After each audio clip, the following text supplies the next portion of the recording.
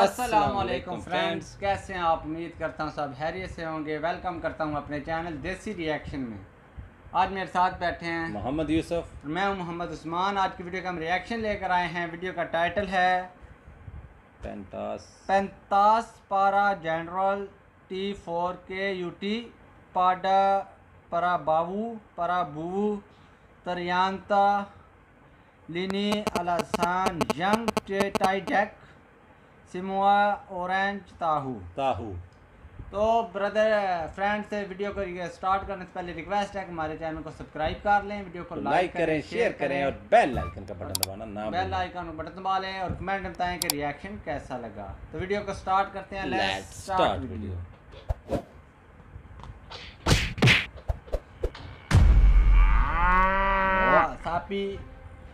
Ini alasannya mengapa Prabowo sangat ditakuti sebagian jenderal lainnya. Jumpa lagi ya kak di channel Sapi Betina. Bagi kakak-kakak yang baru menonton video ini, jangan lupa untuk subscribe-nya ya. Dengan subscribe berarti kakak mendukung channel ini untuk update setiap harinya. Kita pasti tahu tentang sosok Prabowo Subianto dengan segudang ilmu militernya. Prabowo biasa dipanggil 08 atau Koslap yang berarti 08 sebab beliau adalah Danjen Kopassus yang ke-8. Prabowo memang berbeda dengan jenderal-jenderal lain dan dia punya keistimewaan. Fakta sejarah menyebutkan jika Prabowo adalah mantan menantu Presiden Indonesia Soeharto yang merupakan presiden paling lama berkuasa. Di era pemerintahan Soeharto, Prabowo merupakan perwira TNI yang paling cemerlang. Sukses di semua penugasan, bahkan pasukannya sempat disebut sebagai salah satu tentara terbaik di dunia. Hal tersebut membuat karirnya melejit, bahkan sempat ditakuti sebagian jenderal di Indonesia. Bukan karena kekuasaannya atau kemampuannya, akan tetapi dia tahu segala sisi gelap para jenderal. Berikut beberapa alasan yang membuat Prabowo disegani. Yang pertama, Prabowo mengetahui siapa saja jenderal dengan kekayaan yang tidak wajar. Yang kedua, mengetahui sisi kelam sebagian jenderal besar di Indonesia. Yang ketiga, Prabowo paham betul mana jenderal yang benar-benar loyal kepada negara Indonesia. Yang keempat, Prabowo mengerti hampir semua sejarah para jenderal. Yang kelima, mengetahui siapa saja yang jadi jenderal penjual negara ataupun pengkhianat. Yang keenam, Prabowo juga mengetahui siapa saja jenderal yang tidak pernah ikut perang alias pengecut. Yang ketujuh, Prabowo juga tahu jenderal mana yang jadi mafia kayu, tambak, hingga penyelundupan BBM bersubsidi. Yang kedelapan, dia juga mengetahui betul siapa saja yang terlibat rekayasa penculikan, penghilangan, pembunuhan 13 aktivis yang mendompleng operasi Tim Mawar 1998. Dan banyak lagi sisi gelap militer di Indonesia yang dia pahami betul. Lalu mengapa hanya Prabowo saja yang mengetahui, sedangkan publik tidak ada satupun yang mengetahui hal tersebut?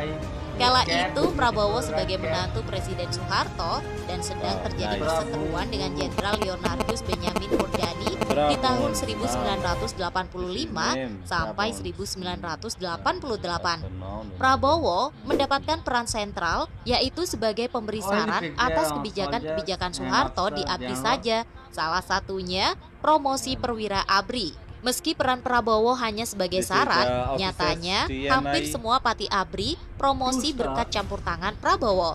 Bahkan kabarnya kak, Soeharto percaya dengan bukti dari Prabowo bahwa Jenderal Murdani sedang merekayasa konfrontasi Soeharto melawan Islam. Pasca Soeharto berangkat naik haji, peran Prabowo jauh lebih besar sampai ke ranah politik.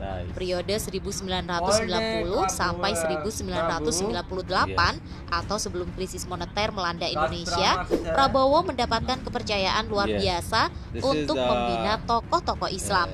Tapi sayang, kekuasaan Soeharto runtuh akibat reformasi 1998. Bersama dengan itu, karir Prabowo juga terbenam untuk beberapa tahun. Namun akhirnya, beliau kembali ke tanah air mencoba membangun kembali Indonesia menjadi macan Asia seperti era Soeharto terdahulu. Sehingga dikabarkan beberapa para jenderal dengan beberapa tokoh sipil Indonesia bersatu untuk menjegal Prabowo dengan cara apapun. Sebab mereka takut akan balas dendam yang akan dilontarkan oleh Prabowo ketika menjabat sebagai Presiden Indonesia tahun 2019 sampai 2024. Mereka paham betul sifat dan karakter Prabowo yang tidak mentolerir perbuatan ataupun tindakan pengkhianatan terhadap negara. Memang susah untuk mencari bukti tentang kebenaran dari hal tersebut.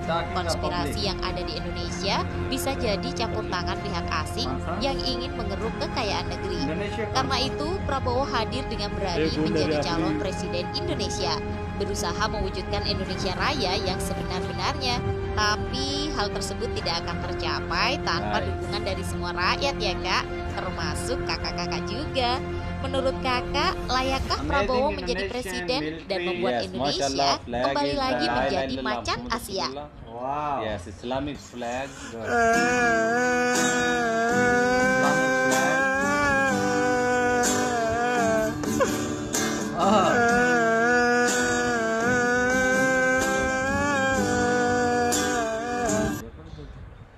तो फ्रेंड कैसा लगा आपको हमारा आज का रिएक्शन? अगर रिएक्शन पसंद आया तो हमारे चैनल को सब्सक्राइब करें, वीडियो को लाइक करें, शेयर करें एंड कमेंट में बताएं कि रिएक्शन कैसा लगा। तो मिलते हैं नेक्स्ट वीडियो के साथ। अल्लाह हाफिज।